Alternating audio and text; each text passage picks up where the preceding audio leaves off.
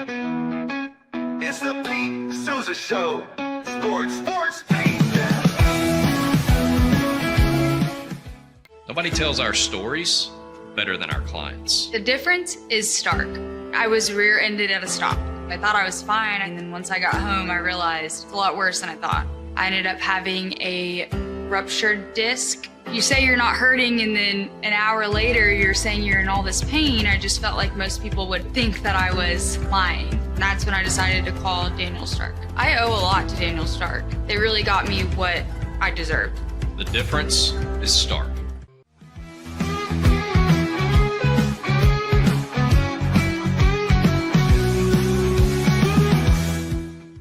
We definitely love our relationship and love Extraco. It's been an amazing experience.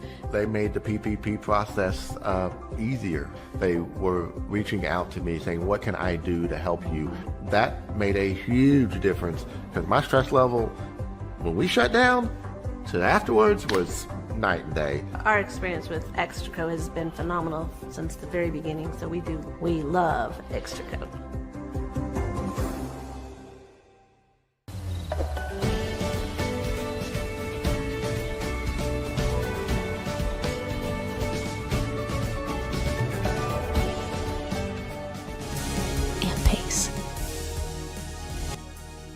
With Ease US makes studio quality voiceovers for your videos online in over 149 languages and dialects. Never been easier to create professional grade videos and voiceovers. Try it today at easeus.com. That's EASEUS.com. Ease US. Hi, I'm Mitch, the co-founder of Cake, a sexual health and wellness company designed for today and designed for you. Yes, you. The entire product line can be found at hellocake.com, and it's also available in every Walmart near you.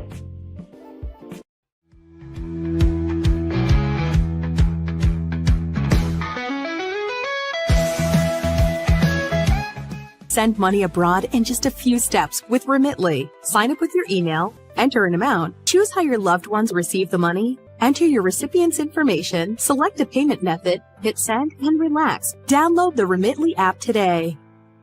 Tervis is all about staying hydrated. Each product is built to last and comes in endless designs to match your personality. Stay refreshed and express yourself with Tervis. Visit tervis.com today and find your perfect tumbler. Looking for tickets to the hottest shows, games, and events? Ticket Liquidator is your one-stop shop for great prices, no hassles, and guaranteed tickets. Whether it's sports, theater, or concert, for the best seats at the biggest events, start with Ticket Liquidator today at ticketliquidator.com. Ticket Liquidator. The U-Like Air 3, launched in 2023, ushers in a new era of sapphire ice cooling technology, offering nearly painless hair reduction in just 3 weeks. That's ULIKE.com. U-Like.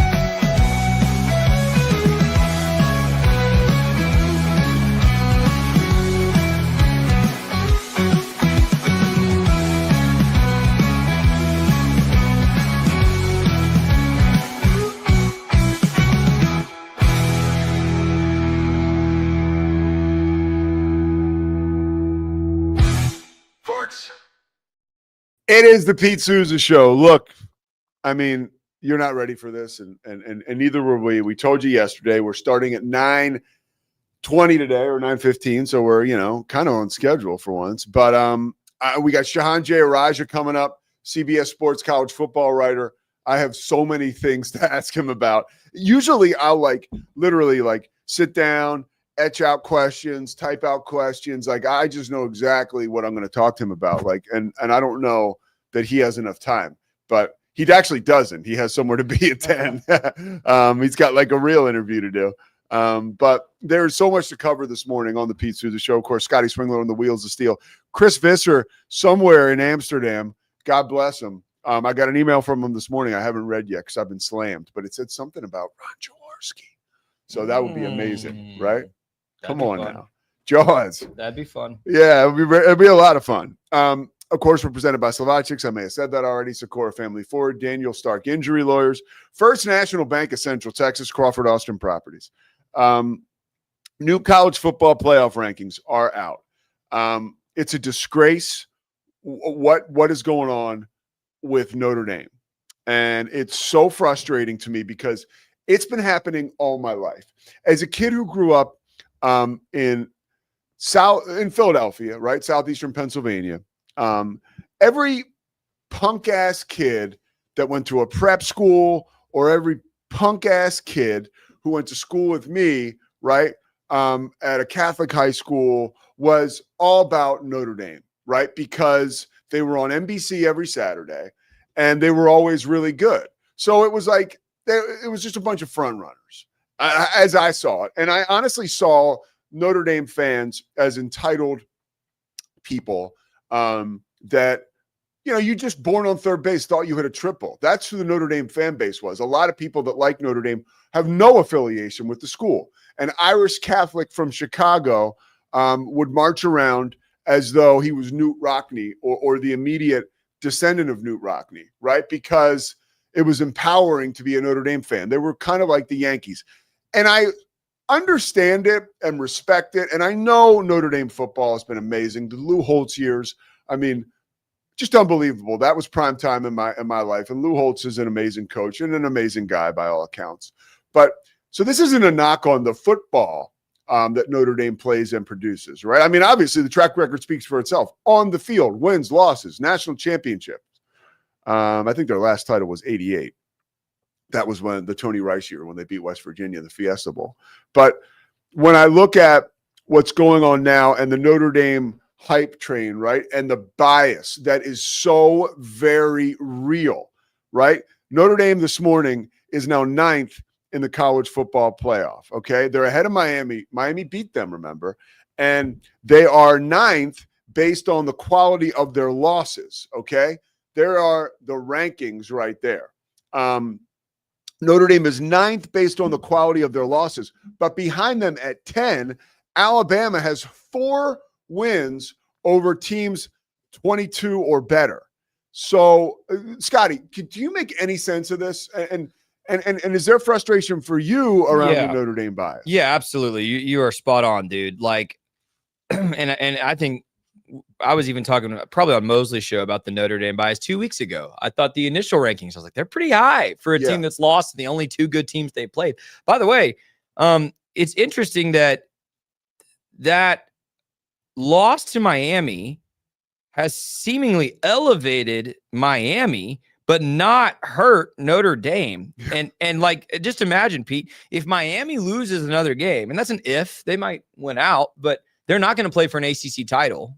So if they lose another game, do we then knock Notre Dame down? Because it's that loss to Miami is going to keep looking worse and worse as we go along here. I'm just not sure, but you're spot on, dude. There's no way they should be ranked above Alabama. I wouldn't rank them above BYU if I were, voting. And at minimum. I got one for you too. Yeah. And I'm just going to reiterate what Heather Dinich said on ESPN this morning, because it relates to the Big 12. If BYU and Texas Tech meet in that Big 12 title game and BYU wins, there's no way the committee is going to leave BYU out or Texas Tech out.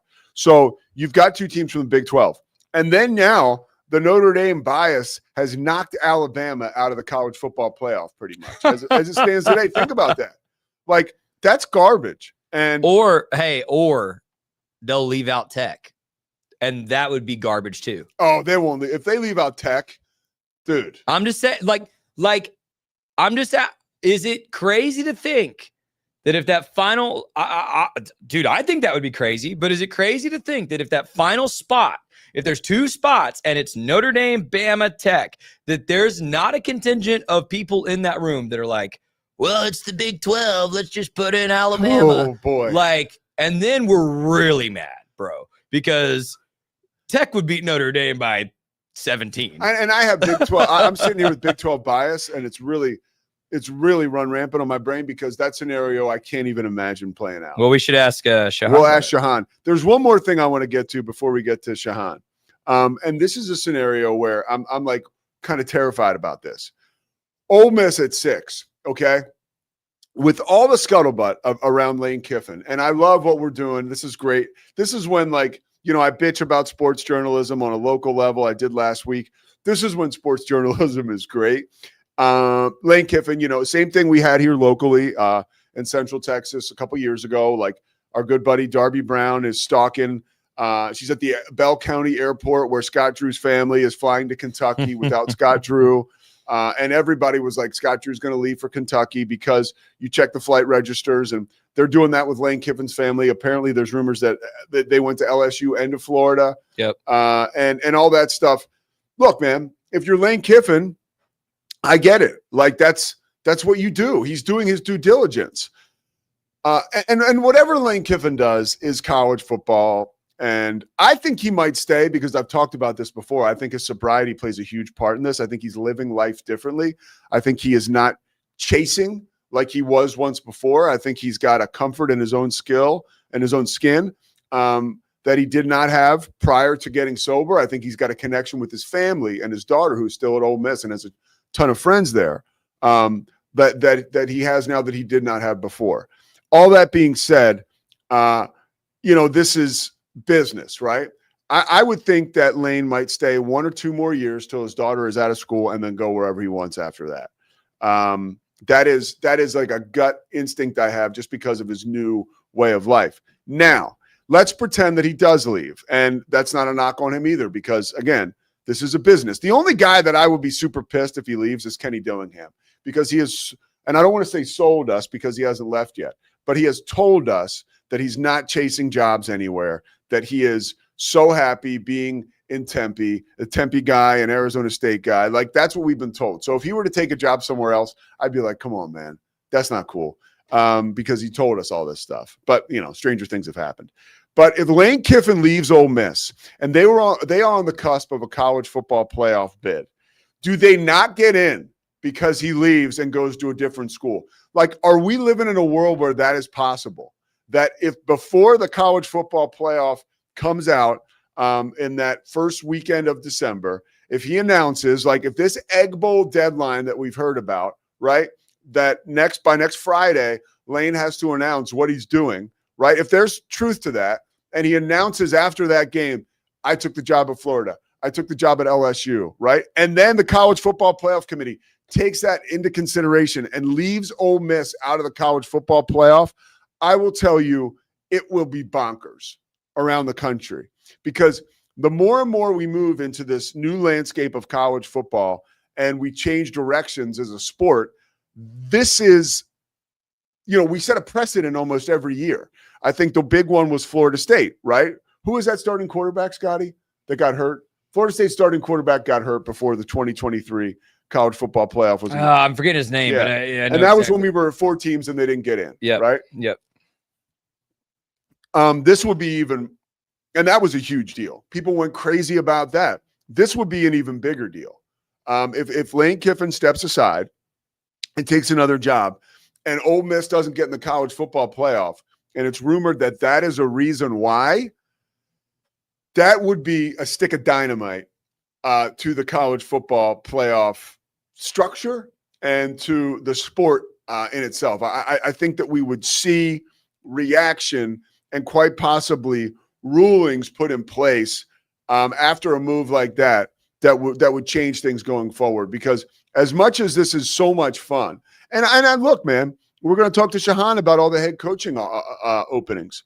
The reason we moved this call up or this show up is because I have calls with coaches this morning, USF coaches, right? Alex Golish, like, he's rumored for the Oklahoma State job. That's one of those things, like, during the broadcast, it's about celebrating UAB and USF and college football. So you don't get deep into those rumors, but you definitely mention, hey, this guy is a hot commodity, and Alex Golish. By the way, I watched his press conference yesterday. Boy, he is super cool. Like, I've just watched his games. I've never taken time to, like, dive into the kind of person he is, which you can see through watching a 25, 30-minute press conference. Like, wow, this guy has the whole package. He seems like a guy that can motivate, that is articulate, obviously, but he's genuine. And that being genuine is something really special. Shehan is here. Yep. I'm sure he looks great too. He always looks good. He always looks good. And he's got an appointment coming up, so we're not going to keep him long. There he is. Oh my gosh, Bulls fan. Okay. Yeah, brought it out for the first day of this year. It's hey, we're not that bad this year. Yeah, exactly. That's why you're repping, dude. Bulls fans, Shehan Jeyarajah from CBS Sports, college football writer, insider, all the things. Bulls fans can be seen maybe as front runners because of the Michael Jordan era, right? Because that's where a lot of it stems from. I'm not accusing you. I'm not even going to ask you to answer that question. Well, I will answer that question. I was 4 years old when they won their last title. Obviously, I don't remember that. I became a fan of the team because I really loved Ben Gordon and no kidding. I was born in Chicago, didn't really grow up in sports all that much. They signed Ben Wallace, they had Ben Gordon, and then everything went to hell, and we've won one playoff series in the last 13 years. So nobody can accuse me of being a front runner when I've had to watch, Kobe White and Nikola Vucevic for the last 5 years. That 04-05 team that you're talking, that was so much fun, dude. Yeah. That was so much fun. When I started to fall in love. So the first jersey that I ever owned was a Luol Deng jersey of all things. So nobody can accuse me of being a front runner. This guy's the real deal. My apologies right away. I was trying to put together, obviously now a clumsy segue into Notre Dame and the college football playoff and the entitled fan base, I am calling them, that Notre Dame has wherever they go, as long as I've been a fan of college football. The college football playoff rankings released last night, Notre Dame at 9, Alabama at 10, Miami at 13. Do you believe in a Notre Dame bias by this committee that overlooks some of the big wins Alabama has, a head-to-head win Miami had over Notre Dame, and is valuing Notre Dame's quality losses? Like, where do you weigh in on all that?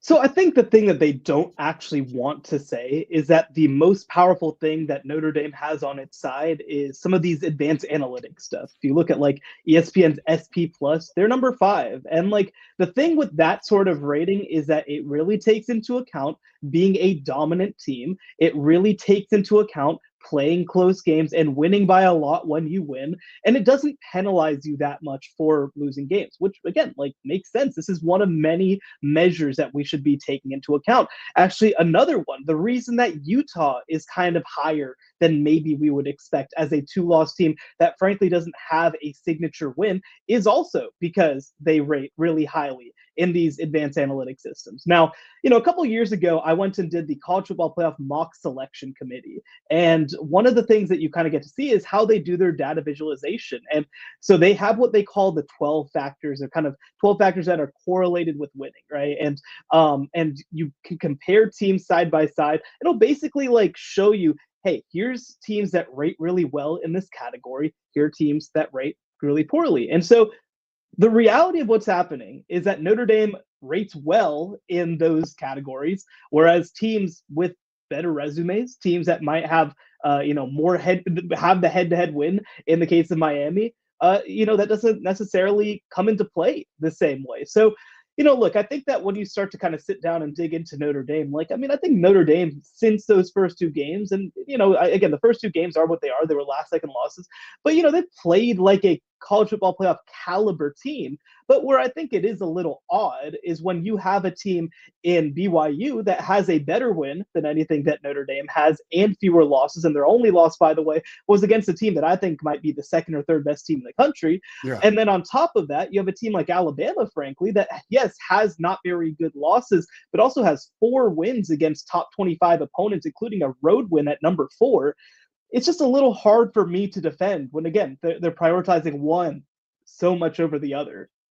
So are you saying, God, Scotty, how thoughtful is Shehan? It's like he takes all the wind out of my first take sales here. So is it more metrics or mankind that leads to Notre Dame being ranked 9th, you think? Yeah, I think that it's metrics. I think that, people sort of say like the eye test and put it on the film and stuff like that. And again, they've played really well against lesser opponents that they've played. And they do have 1 win against USC. I think USC, they're number 15. I think the gap between them and Utah at number 13 or 12. Like, to me, that's a pretty big gap. I don't think that those teams are comparable, frankly, but it gives them kind of the license to say, well, they've played X team, right? And so I think that for me, like, this is one of the interesting things too about kind of the playoff committee, and even if you want to get into like the advanced analytics world, is like there are some teams that are valued for like beating up on middling teams, and there are other teams that maybe aren't valued as much for actually beating those teams and not looking good doing it. And I think that there's different philosophies of this, and one of the cool things about the committee is that you do have a lot of different people in that room with a lot of different opinions. Frankly, it's one reason that I wish that there were fewer athletic directors in that room and more kind of varied football people, maybe people from personnel backgrounds, maybe people from coaching backgrounds, all this sort of stuff. But that is sort of what comes to the forefront is a lot of the time they're going to value things that look dominant to them and not necessarily evaluate as strongly what is the dominance, how should we be evaluating this. All right, we talk about the Big 12. I got to ask you this question. It's almost contractual for me. Can they get 3 teams into the college football playoff? Is there any scenario where that plays out? Well, let me start with this. And Scotty's going to hate that I'm saying this. This reminds me so much of 2014, where you have so true. It's so true. Big 12 teams that are clearly some of the best in the country. And I'll say this as well. I think that the committee, because of the reason that we just talked about with Notre Dame, the committee thinks that Utah is better than BYU. In my mind, I think that's clearly the case. But they also know we can't realistically put Utah ahead of BYU when they've got less losses and they also beat them. And by the way, also the loss that they had, at least on the scoreboard, was actually smaller than the one that Utah had. So I think that they're kind of splitting the difference and screwing over both teams. And, in 2014, I think the committee thought that TCU was probably a higher quality team than Baylor, but Baylor had the head-to-head win. So how do you resolve that? Well, you just kind of pull them both down at the same time. So I think that that's the first piece, is that both teams, I think, are a little bit at risk in a way that I think they should be. There's a reason that I bring up Notre Dame. There's a reason I bring up Alabama. Like, I think that BYU should be treated in a different way than they have been to this point. But look, okay, you don't need a ton to go wrong for everybody else to kind of fix all of this, right? If Alabama loses the Iron Bowl, that's a spot right there. Oklahoma still has to play Missouri, who might be getting their quarterback, Bo Perdula, back, and they have to play LSU. Now, again, diminished versions of both these teams, but again, Alabama had a 4% win probability to beat Alabama this past week, and Oklahoma managed to do it because of what they created with defense and special teams. That's not guaranteed to happen these next 2 games. So if those 2 teams lose, the reality is that BYU and Utah are the next 2 teams in line. And I think that BYU and Utah both have more in front of them than, let's say, Miami or Vanderbilt or any one of these teams. So I don't think they're going to get jumped. So if you have a couple of upsets happen in front of you among teams that actually are on the bubble, I mean, Notre Dame, they're probably not going to lose against their 2 lesser opponents that they played the last 2 weeks. Syracuse and Stanford. Exactly. And so, they're probably not going to lose. But, again, I think that you create a situation where these Big 12 teams are the first 2 in line if something happens, especially with what they have in front of them. But again, you need some of those things to go right.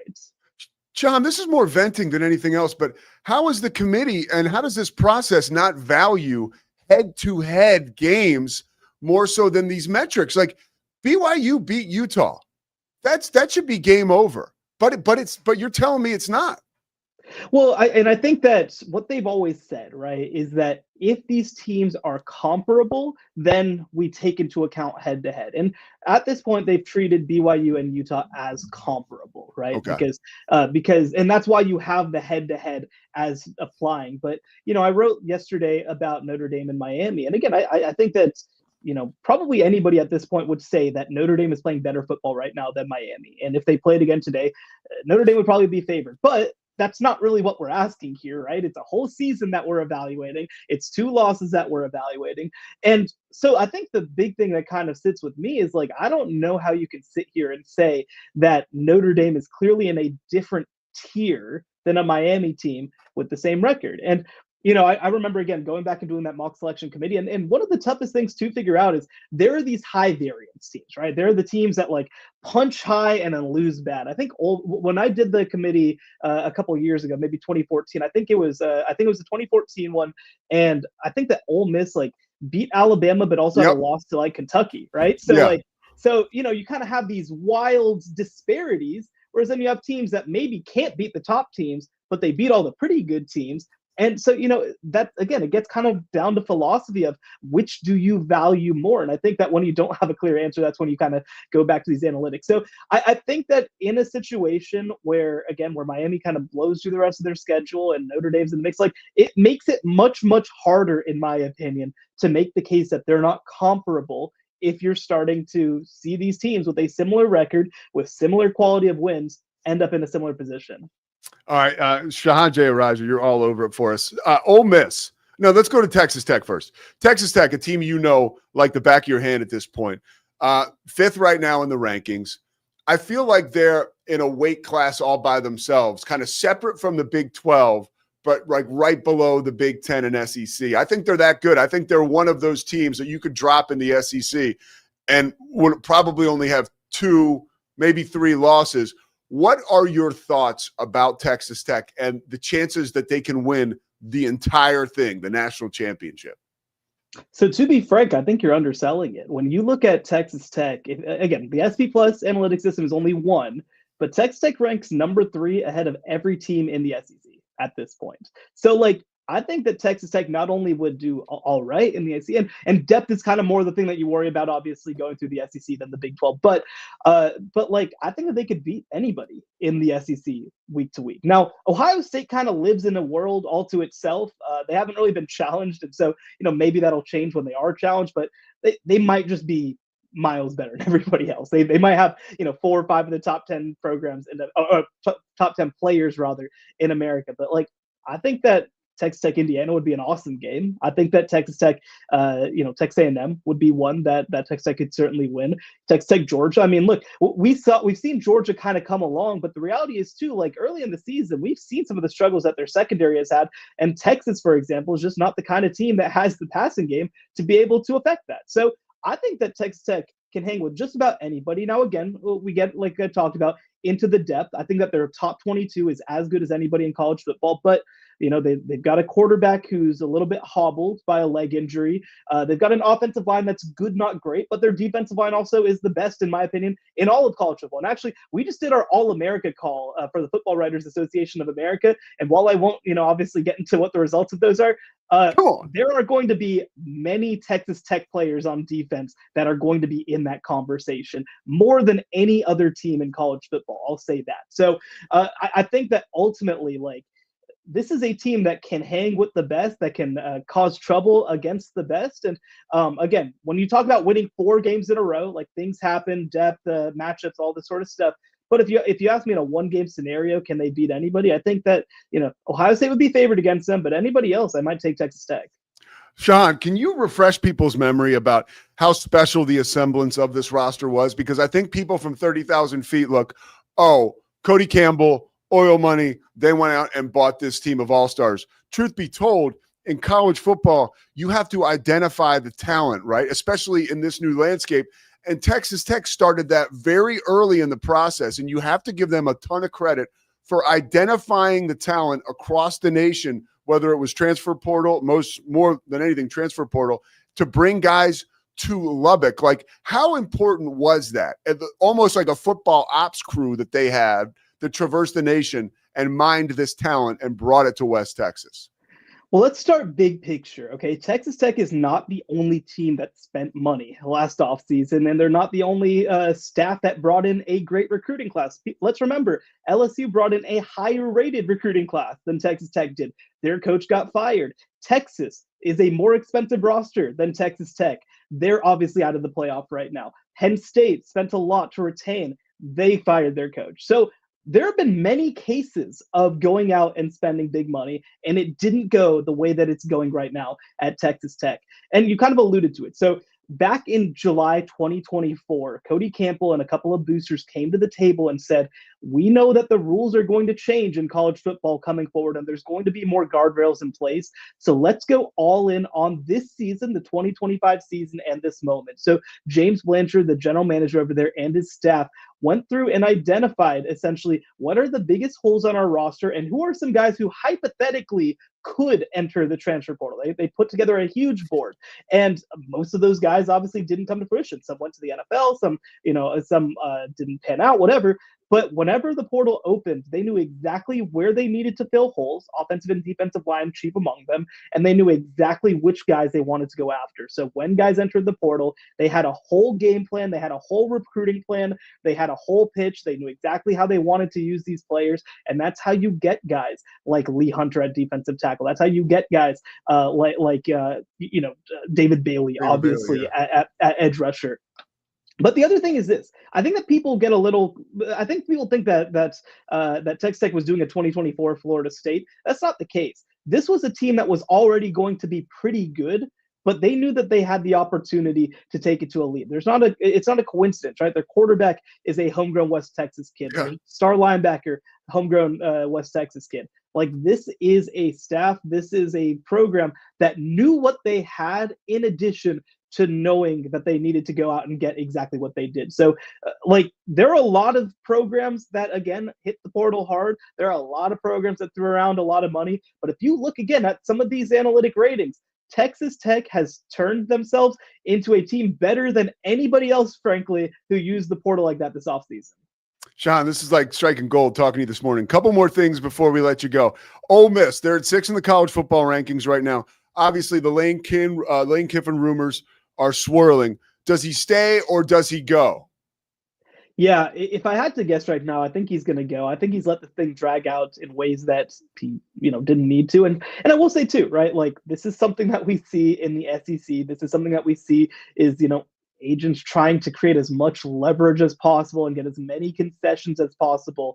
But I do think that when you start looking at, there was a report that Lane Kiffin actually flew to Baton Rouge to go and see it. So I think that he is starting to realize, hey, maybe I want to be somewhere else. There's long been speculation that he's coveted Florida specifically. He coached in the state of Florida at FAU. The mother of his children actually is the daughter, I believe, of a former Florida quarterback. So they have a lot of ties to that part of the country. And it's a place that to hear from other people that he's had his eye on for a while. So if you asked me 2-3 weeks ago, I think that he would have stayed at Ole Miss. But I mean, here's the reality too, right? Like Lane is always going to do what's best for Lane above all. And I think that he might think Florida is the place where he can both settle in a new place and also have a chance to maybe win bigger than he has. If he were to leave before the college football playoff committee gets together and announces that final 12, do you think there is a potential that him leaving could actually bump Ole Miss out of the college football playoff? That could be a nightmare scenario for college football. So I don't think so. Again, they're a team that's right now sitting at 10-1. They, again, they rate very well. They have decent wins. Now, let's say this: if they lose in kind of embarrassing fashion in the Egg Bowl against rival Mississippi State, then I think that changes the situation, right? Because, I mentioned that they have a couple of nice wins. I mean, that Oklahoma win is kind of the one that they're hanging their hat on. Some of their other wins, though, have not aged as well. Like LSU was a huge win for this program. Yeah. All of a sudden, it doesn't look like all that good a win for this program. I believe they have a Missouri win. Now, Missouri's back in the rankings, but, they obviously have been diminished without their starting quarterback. So I don't think that it would be at risk of knocking them out of the playoff. But if you lose that game against Mississippi State in a bad way and your resume starts looking a little weird, I mean, I think that, obviously the committee can take anything that they want into account. Like you said, I feel like it would be a really bad precedent to punish the kids for their coach leaving, but it's also a really bad precedent to be on the edge of the college football playoff and be actively and publicly flirting with jobs. I mean, one thing that drives me a little crazy, right? I tweeted about this yesterday. So the thing is, so mid-season, I picked Trinidad Chambliss, their quarterback, as my potential sort of dark horse Heisman guy, because his numbers are up there with anybody in the SEC right now. He's a D2 transfer who came off the bench and is now leading Ole Miss to their best season in program history. So I was like, well, obviously that guy's going to start to really blow up in the second half of the year. But here's the foolishness, right? I thought that anybody other than Lane Kiffin was allowed to have a story at Ole Miss right now. And that's just not reality. He sucks up all the oxygen in the room. And I think in a way that's actually diminished what they've done on the field. Wow, great point. Okay, coaching stuff. One last thing on this and we'll let you go. I'm calling USF this weekend, right? So I have a coach's call with Alex Golish coming up in a little bit. Now, I don't have the stones to ask him about what he's going to do, and that's really not my job as a play-by-play guy. But his name being kicked around for Oklahoma State. Who will get that Oklahoma State job in your estimation? Yeah, they're going to have, of course, a decent amount of options available. And, what's interesting about this coaching market specifically is that, we're talking so much about, there's so many openings and all these, but one of the benefits, I think, especially frankly for Big 12 teams, is you're kind of a market unto yourself, right? Because the Texas and Oklahoma, and maybe you throw Arkansas under there, those programs compete against each other, but Oklahoma State isn't all that bothered by what happens at South Carolina, right? It doesn't necessarily matter to their candidate pool. So I think that the obvious call to make is Eric Morris. He's a West Texas guy. For people who don't know the geography, West Texas and Western Oklahoma, a lot of overlap there, very, very close geographically. He has coached in the state of Texas for a long time. Oklahoma State primarily recruits Texas. I think he would also be a very natural transition from Mike Gundy when you talk about the high-powered offenses, the quarterback development. It would kind of be getting back to some of what they know. The other thing, too, with Oklahoma State is that with Eric Morris, there's a bunch of guys on his roster who could come with him. Obviously, the quarterback, Drew Mestemaker, who's fantastic, but also a couple of receivers, also a running back, maybe even a couple of defenders who have stepped up. And, and I will say, too, people are going to look at their defense as a problem. I mean, they, from a rev share perspective, are way behind the rest of the American. It's kind of unbelievable what they're doing right now from a performance perspective. So I think he would be an obvious pick. Now, like you said, Alex Golish would be another one who I think would be a fantastic fit. They're kind of on the other end of the spectrum though too, where they are very fully funded when it comes to revenue sharing. They're actually working with more resource than all of the rest of the American at this point. But again, I think that Golish, he has some ties to the Midwest as well, and Oklahoma kind of sits in that weird little intersection of the two things, where he's done both South and North. I think that Ryan Silverfield at Memphis would be another obvious candidate. But for me, I think that especially as long as none of the Texas jobs open in a good timeline, and obviously I'm alluding to my alma mater. What do you know there? Anything you've heard about Baylor and their future? Yeah, so I'll say this. I think that everybody. So let's just start with the athletic director thing. So of course, he's under a self-imposed suspension for 28 days. My read of the situation and talking to people is that they are working on separating from each other, that eventually that will happen. But what that could look like is it could be looking to fire for cause, right? And that could be a process in the HR department and the legal department that can't just be done tomorrow. And here becomes the issue, right? Is that you can't start your next athletic director search in earnest until this is resolved. So let's say that it isn't resolved until December 14th. Well, then you have to start hiring an athletic director before you can even start hiring a football coach. And then on top of that, Dave Aranda's last game is on November 29th. And so, they're going to have to try to make an expedited decision at that point. Now, here's what I'll say too, is that I think that with the way that Baylor is playing right now, which is obviously very poorly, I think that it's making it very hard to make the case to keep him around. I think that what they were hoping for and praying for, and probably still are, is that they win these last two games, that it's sort of treading water, and they can kind of push the search to next year when all these complications wouldn't be part of the equation. Well, I think that you look at the way Arizona's playing right now, they're 7-3. Look at the way that Houston's playing right now, they're 8-2. I think that Baylor very easily could lose both of those last two games after getting destroyed at home against Utah. And I just don't think that 5-7 is palatable to bring your head coach back. So it's a really complicated situation that I know that nobody in the athletic department wants to have to deal with this year because of all these complications. But the struggles of this team in a year where they were projected to contend for the Big 12 are ultimately just too much to ignore, especially for this fan base. All right, absolutely. Last question, 60 seconds or less, because I know you got to go. Kenny Dillingham, would he leave Arizona State to go to LSU? And if not him, who gets that job? LSU is probably the toughest for me to try to call on the board, right? Because I don't think that they're going to consider John Stonewall as much as they should, because I think that there's some elitism for hiring the Tulane coach at LSU. But, again, I also think that Lane probably will pick Florida, even though obviously LSU is a great opportunity too. I don't think that Kenny Dillingham's going to leave, at least at this moment. I mean, he's been very outspoken about the fact that he loves where he's at. His family all lives by him. He has the opportunity to accomplish some stuff. But, they're going to make, I think, a very strong case to give him a chance. Another coach to keep an eye on would be Eli Drinkwitz over at Missouri. He's done a tremendous job these past 2 or 3 years. He's been tied to Florida in the past. And he would, I think, be somebody who would make a lot of sense if you went to LSU. Shehan, I got you in a headlock. I could keep you here all day, man. Thank you so much, dude. I really appreciate it. Make sure everybody listening, watching, checks out Shehan Jeyarajah, CBS Sports, college football writer. Thank you so much, dude. Thank you for having me. You got it, brother. Take it easy.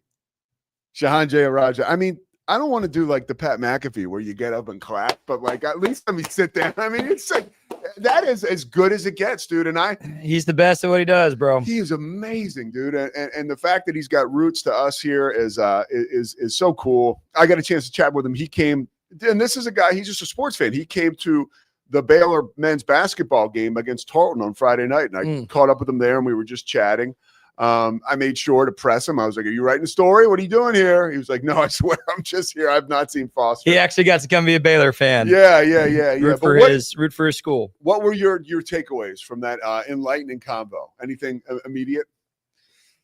Man, I think I'm going back to the playoff thing. I don't think he thinks the Big 12 gets 3 teams in. Yeah. I know he said there's a lot that can happen, but it's not like he was skeptical of that. Found it interesting. He's like, well, the committee clearly thinks Utah is better than BYU. And I liked your follow-up of like, how? Yeah. like how? Look at the game against Texas Tech as a mutual opponent. Look at the head-to-head. I don't know how you do that. I struggle with that. I will say, going back to something we were talking about right before Shehan came on, we did get a comment right when Shehan came on. L. Weiss TTU. Hope I said that right. Yeah. As a Tech alum, I am convinced we will be left out if we lose the conference championship. Jesus, game. I don't think so. Which is what I said, man. I no. Everyone in this room hates that idea.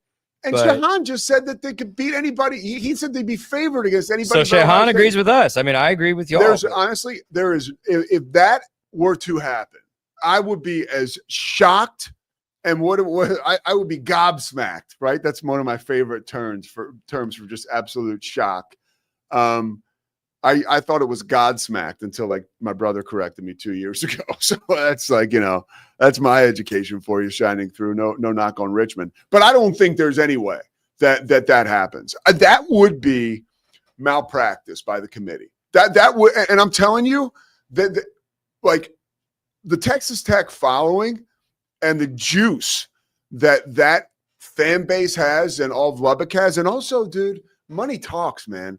I don't think you can mess with these guys. I believe that, and I know Tech fans have that chip on their shoulder, which is one of the reasons they're so cool, in my opinion, because they are the least thing. I started talking about Notre Dame being entitled. You Texas Tech fans are not entitled. They're just effing awesome, right? I believe that. They really do. And when you talk about everybody has that, right? Like that the PTSD, for lack of a better term, because this is not like a heavy emotional situation, or maybe it is. But I think Texas Tech fans are blinded by the past and some of the struggles that the football team has and the fan base has endured. I do not think there's any chance that happens. I think that if BYU were to beat Texas Tech in the conference championship game, which, by the way, I don't think they would. I think Texas Tech is just a better football team head-to-head. But if BYU were to win, the committee would begrudgingly put 2 Big 12 teams in there, and that is more of a BYU situation screwing up the party and positive for the Big 12 as it would be a Texas Tech loss. And I'm telling you, dude, if that were to happen, that would be a huge deal. And maybe I'm seeing it right through my own like Prisoner Pete glasses because of how much we talk about the Big 12 here in Texas Tech. But again, Shehan has a pretty clean perspective. And he just said that outside of Ohio State, he doesn't know that anybody would be favored over Texas Tech in the college football playoff. All right, we're going to take a quick break, come back, wrap it up in the next 10 minutes. The Pete Sousa Show presented by Slovaceks. Thank you so much, Shehan. That was amazing.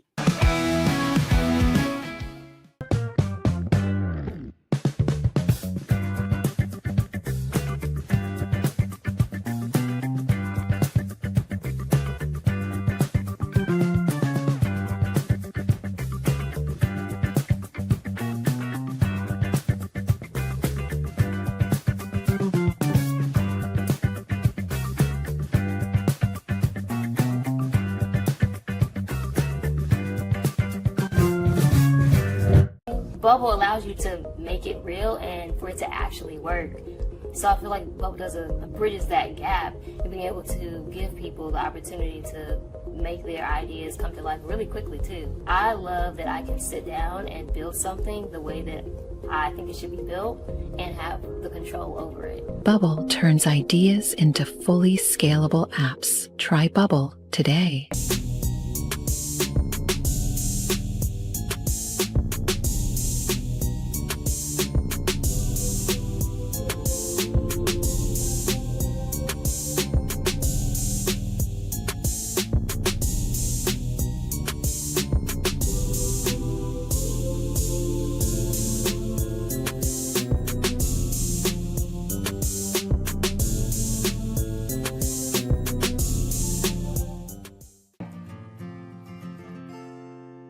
Hi, I'm Jo from Face Theory. You're going to want to have a specific goal for your skincare routine. What do you want to achieve? Active ingredients are really strong, and if you're using too many at once, your skin can get overwhelmed. Don't overspend on products. Choose products that have scientific research behind them. At Face Theory, if you're not happy with a product, just say so, just give us a shout and we'll give you your money back, no problem. I know you're gonna love this Kodak Dot Plus printer. You guys just connect it to your smartphone and then you're gonna use the Kodak Photo Print app. It's going to print you a 4x6 photo. I am just in awe. I love how these turned out. Also, the printer comes with a free cartridge of 10 photo sheets. I can assure you, you are going to love this printer as much as my family has. You guys have to check it out for yourself. Streamline event and appointment booking with Amelia's sleek, modern, and fully customizable booking forms. Tailor the colors, fonts, and design to match your brand and seamlessly integrate with your WordPress website. Whether it's for events or appointments, Amelia makes booking simple, stylish, and perfectly aligned with your business. Enhance your booking experience today at WPAmelia.com. That's WPAMELIA.com. Amelia. When you learn a language with Babbel, you start a journey that takes you further and further. Anytime and anywhere you wish. It's easy and fun. Broadens your horizons and keeps your brain fit. A journey into new thoughts, new cultures, new adventures. So what are you waiting for? Start your journey with Babbel now. Go to babbel.com or download the app.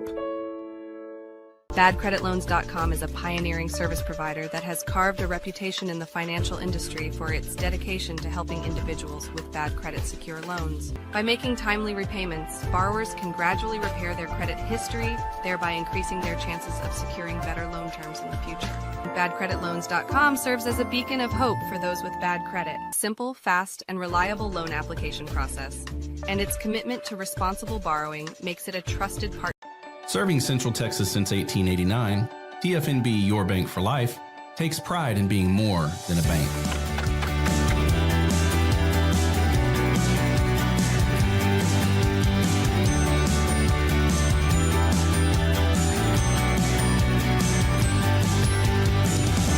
At TFNB, we remain committed to these principles. If you value them too, come join us. TFNB, Your Bank for Life. Football is back, and Underdog is the best place to make picks and win money all season long.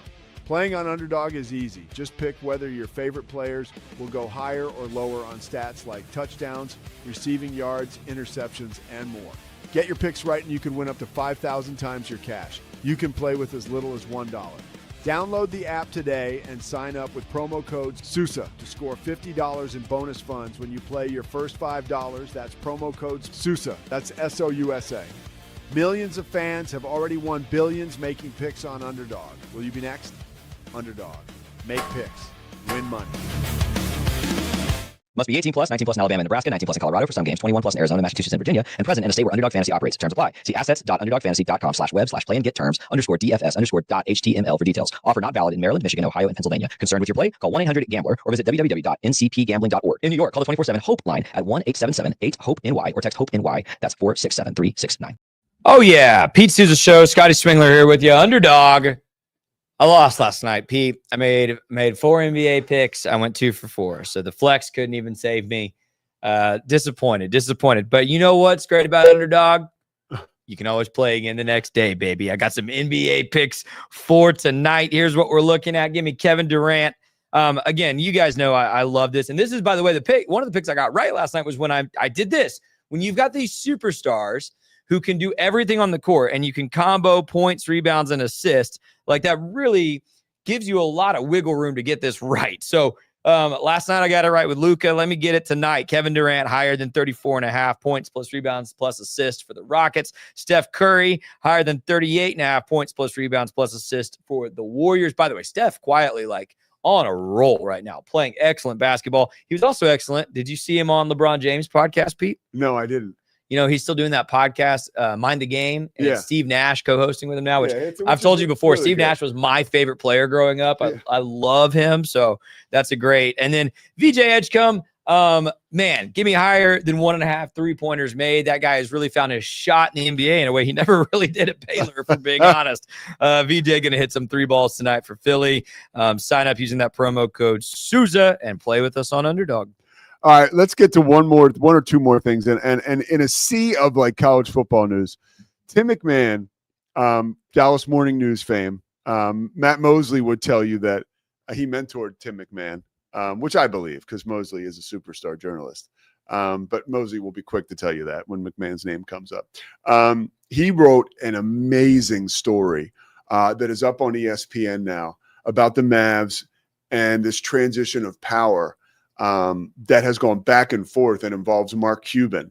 That apparently, I mean, it is. I'll just give some Cliff's notes and people can go read it. It's up on ESPN now on the homepage. But it talks about the fact that when Cuban, when the Dumonts bought the team at the time it was the year they made the finals, and the team was on the road, I think, at Cleveland at the time, and in front of Nico Harrison and everybody. Cuban walked into the locker room in front of the support staff and the team and was like, look, nothing's going to change. I'm still the guy. And Nico took great offense to that.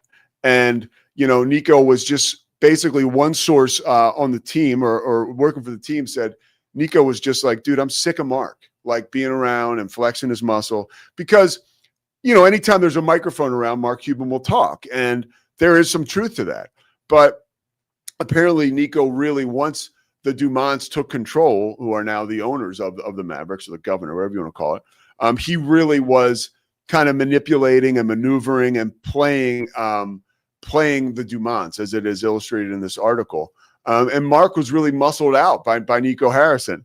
Well, this recent ouster of Nico basically was apparently part of a coup that was put together by Mark Cuban. Now, Nico was, his own worst enemy, the way that all went down. I don't need to rehash any of that. But it now seems like, it doesn't seem like, Mark Cuban is now back on the cabinet as far as decision-making in basketball is concerned with the Dallas Mavericks upon the ouster of Nico Harrison. And now the Mavs are probably going to look to trade Anthony Davis, right, this injury-plagued guy, to really to hone in on Cooper Flagg and the future of the team. So what a freaking roller coaster ride for Mavericks fans. Like, we're the worst team. We hate our GM. We lost the greatest player in Mavs history, potentially. Well, Dirk, but you get my point. And, and now, okay, then we win the lottery and all of a sudden there's like people that are NBA prognosticators that are supposed to know stuff that are like, the Mavs could actually go to the finals this year with the team that they have. And now, of course, same old stuff. Anthony Davis, the guy he's just a paper tiger, man. I'm sorry. I am so my one thing about I am not qualified to be a general manager in any sport. But like, I don't know how many times I've seen teams trade for guys who are always hurt and expect something to change, and nothing changes, dude. And that's what you got with Anthony Davis. I saw a video and it was like the Mavericks leaving, like it was Instagram, like it was a joke, right? It was like AI, and it showed the Mavericks players pulling out of the team parking lot, and it was basically like illustrating this is what kind of car they drive. So they'd say like show Kyrie Irving, and it'd be like this souped up like whatever Phantom or whatever. I don't even know. Like, I'm not a car guy, but you get the idea. Like a Rolls Royce pulls out, like that's Cooper Flag, and then an ambulance leaves the parking lot, and they say that's Anthony Davis, and like that is the Anthony Davis track record. He was so amazing at Kentucky and amazing with the Pelicans, and he helped the Lakers win a title. But come on, man. It's enough already with that nonsense. And that was a horrible trade. Not only because it was a horrible trade, but because Anthony Davis is never healthy. That's a joke. And then one more thing I wanted to touch on before we get out of here, because I got to go. We all got to go. Okay, breaking news. This is as of 8 minutes ago. Shadur Sanders is going to start. Interesting. The Cleveland Browns, this is as reported by ESPN just now. The Cleveland Browns will start Shadur Sanders at quarterback in Sunday's road game against the Las Vegas Raiders. Head coach Kevin Stefanski announced Wednesday, as Dillon Gabriel remains in the NFL's concussion protocol. Okay. Look, there was a moment on First Take 2 days ago, and the reason I address this is because it's just complete rubbish, and where Cam Newton was on the record, and he actually did a decent job. When Cam Newton talks, I listen. All the pomp and circumstance and the top hats and he dresses over the top. Whatever, that's his style, and it's actually kind of cool. I like Cam Newton, right? But I did not appreciate what he had to say the other morning. It's just a disagreement that he said that Kevin Stefanski wants Shadur Sanders to fail. That to me is asinine. And he talks about the fact that by not giving Shadur first team reps, right, during the week as the backup, that Shadur, when he gets put into that game against Baltimore on Sunday, was set up to fail. And when Cam was the quarterback in Carolina, I forget who their backup was. It was Matt something. He was there forever. And he said that, that guy would always get at least 12 reps with the first team during practices. So he would be able to be ready if called upon to go in. Like, look, man, that's your situation. And Cam can shed light and add experience to his opinion like almost no one else can, right? There's very few guys who won an MVP in the National Football League, I just said National Football League, who are able to give opinions on national television. Cam is one of them. So look, man, I'm listening. I respect Cam Newton, but that's a shitty thing to say about Kevin Stefanski on national television. And it's almost, you could see it as a race thing, which makes it even more of a bummer. Like Kevin Stefanski wants the Cleveland Browns to do well. And oh, by the way, they'd better, or he's going to get fired. So it doesn't matter who's playing quarterback. And it has nothing to do with his personal opinion of, if Shadur Sanders is a complete jackass, but Kevin Stefanski's not a dumbass, like he knows that Shadur is a play away from being the Browns starting quarterback. This is when Dillon Gabriel is a starter. So you want to do everything everything possible to make him ready. And you certainly don't want to do anything to make him deficient. And if you look around the league at backups, they don't take a ton of reps with the first team, if any, during the week usually. I mean, it goes back to the old Tom Moore saying when he was the offensive coordinator for the Indianapolis Colts. And the question was asked of him, why don't you give anybody else but Peyton Manning snaps in practice? Because he would say, if Peyton Manning's hurt, we're effed. So why even bother?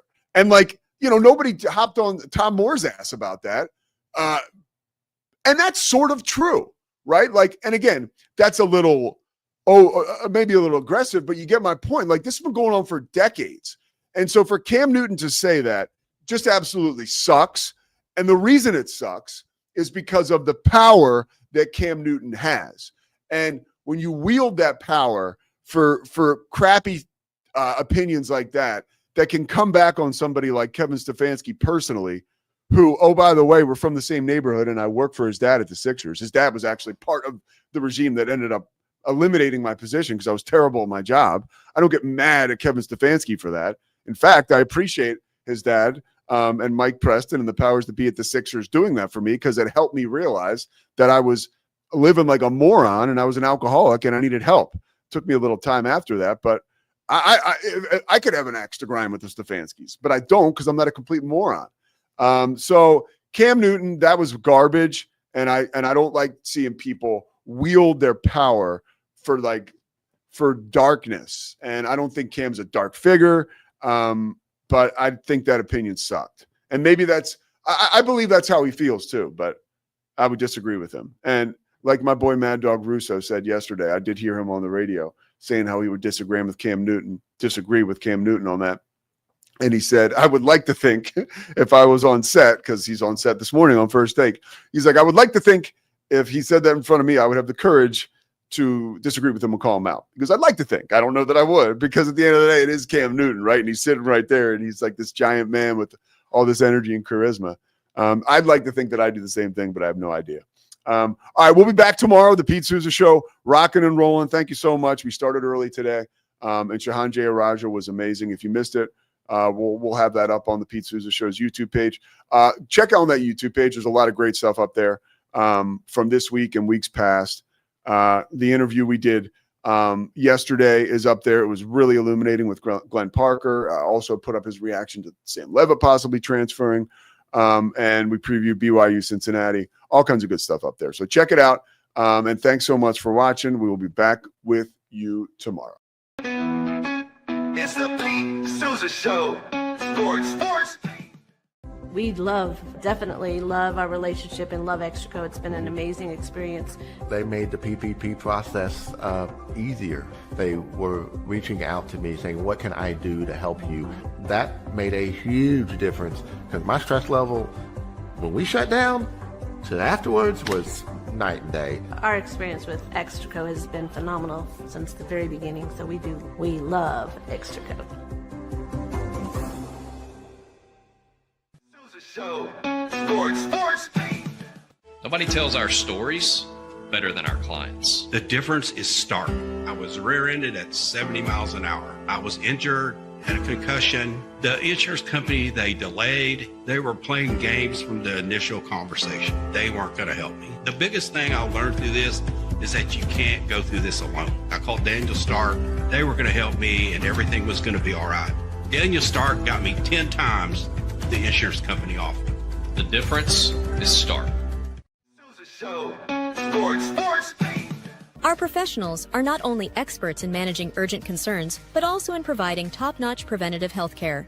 We're proud to connect pet owners to a vast network of licensed veterinary professionals, ready to address any immediate concerns. Book your first appointment today. Nalgene Outdoor has been your trusted companion, fueling adventures and helping protect the planet. We're committed to reducing waste, improving access to clean water, and providing simple, safe, and sustainable products for you and your family. NALGENE.com.